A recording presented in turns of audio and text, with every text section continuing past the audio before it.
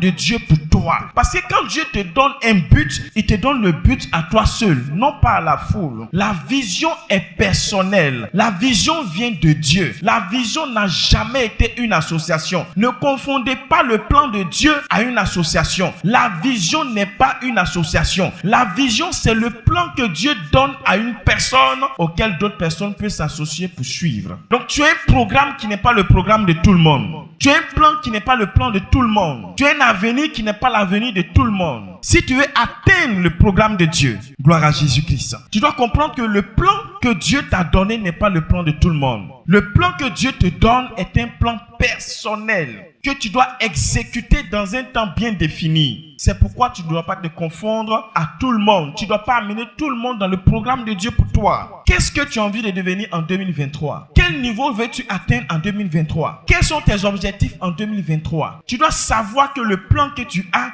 ce n'est pas celui-là même que ton ami a. C'est pourquoi tu dois te séparer pour pouvoir aller loin. Dans l'histoire de la séparation, je veux qu'on examine un peu la vie d'Abraham. Dans Genèse chapitre 12, Dieu se révèle à Abraham et lui dit: quitte la maison de ton père, quitte la maison de ta mère, va vers un endroit que je te montrerai. Vous convenez avec moi que quand Dieu parle à Abraham, son papa n'était pas là. Quand Dieu parle à Abraham, sa maman n'était pas là. Quand Dieu parle à Abraham, même sa femme n'était pas là. Personne n'a entendu la voix de Dieu si ce n'est Abraham lui-même, lui seul. Quand Dieu te donne un plan, quand Dieu te donne une vision, quand Dieu établit son plan dans ta vie, ce plan-là, ça te concerne toi seul, non pas tout le monde. Abraham va décider d'obéir à Dieu en quittant. Mais dans le voyage de sa destinée, Abraham va se faire accompagner par quelqu'un qui n'était pas dans le programme de Dieu, son neveu, qui s'appelait Lot. Lot va le suivre. Lot, ses serviteurs, sa femme et tous vont suivre Abraham. Abraham pensait qu'il faisait bien. Mais arrivé à un moment donné de la marche avec Dieu dans la vie d'Abraham, Abraham va constater un silence de l'Éternel. Dieu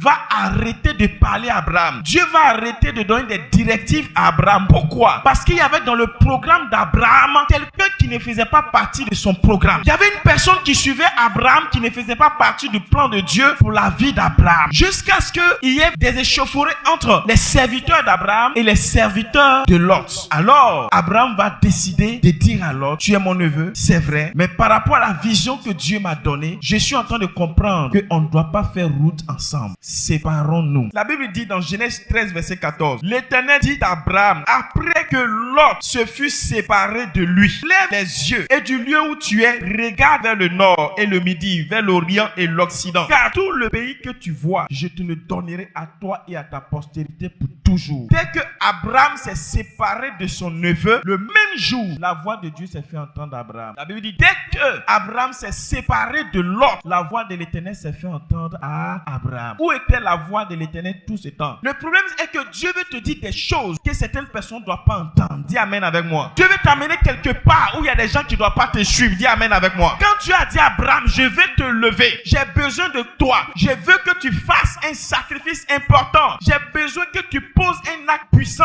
Abraham s'est fait accompagner encore par ses serviteurs. Mais arrivé au lieu du sacrifice, à la montagne de Moria, Abraham s'est séparé de ses serviteurs. Il a dit à ses serviteurs, restez ici parce que je dois aller moi seul là où Dieu a besoin de moi. Et quand Abraham est monté, c'est là-bas que Dieu a juré à Abraham qu'il fera de lui un homme exceptionnel. Pourquoi? Parce qu'Abraham était seul. Tu fais quoi à te faire accompagner d'une foule? Tu ne peux pas être un homme d'avenir quand tu es mélangé à la foule, quand tu es toujours avec des personnes. Dieu a besoin que tu te mettes à part afin qu'il se révèle à toi, afin qu'il te donne les détails de son programme, afin qu'il te donne les détails de sa vision. Mais tu es toujours en train de t'embrouiller avec la foule, avec tes amis. L'heure à laquelle tu dois passer du temps avec Dieu, c'est ce temps-là que tu prends pour t'entremêler avec ces personnes. Comment tu pourras entendre la voix de Dieu pour toi? Quand on veut aller loin, on se sépare. Écoute-moi, sépare-toi pour voir la gloire de Dieu. Détache-toi pour voir la gloire de Dieu. La séparation n'est pas un péché, c'est la division que Dieu condamne. Dis amen que je te parle. C'est quoi se séparer? Se séparer, c'est cesser d'être avec un autre pointant. Se séparer, c'est cesser d'être en contact avec quelqu'un ou quelque chose pointant. Si tu veux être élevé, il y a un moment où tu dois prendre la décision de cesser d'être en contact avec un certain groupe de personnes.